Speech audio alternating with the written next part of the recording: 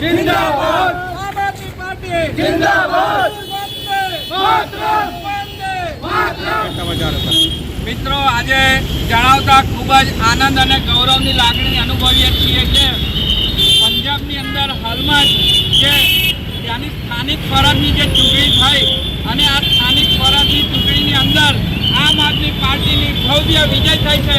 આ ભવ્ય વિજયની ઉજવણીના ભાગરૂપે આજે અમે નર્મદા જિલ્લાના મુખ્ય મથક રાજપીપળા ખાતે આમ આદમી પાર્ટીની પૂરી ટીમ ઉજવણી કરવા જઈ રહી છે।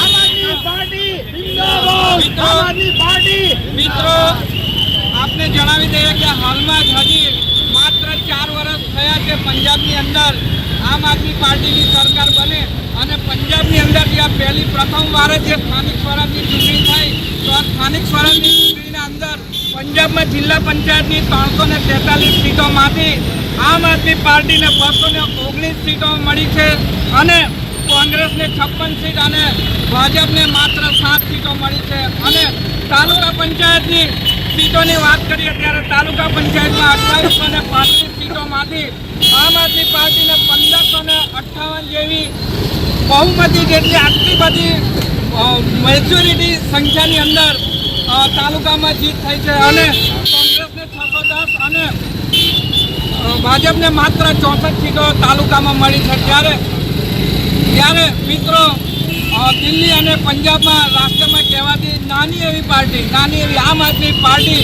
એક સારી એક કામની રાજનીતિ કરીને લોકોના દિલ જીતી રહી છે। ત્યારે આવનારા સમયમાં ગુજરાતમાં પણ સ્થાનિક સ્વરાજ્યની તાલુકા અને જિલ્લાની ચૂંટણીઓ આવી રહી છે। ત્યારે ગુજરાતની જનતાને પણ અમે આજના આ માધ્યમથી અપીલ કરીએ છીએ કે ગુજરાતમાં પણ કામની રાજનીતિને પસંદ કરો અને ગુજરાતની જનતાને અપીલ છે કે ગુજરાતમાં પણ એક મોકો કામ કરવાનો આપીને જુઓ તો તમને ખબર પડે કે કામની રાજનીતિ કેવી રીતે થાય છે અને સુરાજ કેવી રીતે આવે છે।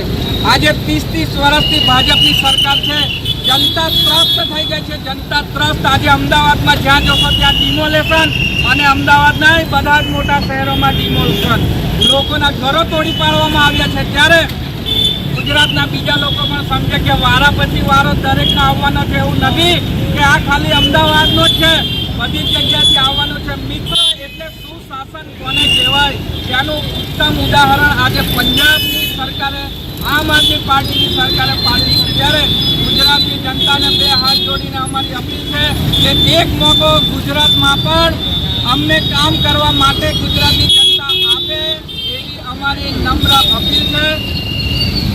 ભારત માતા કે જય, વંદે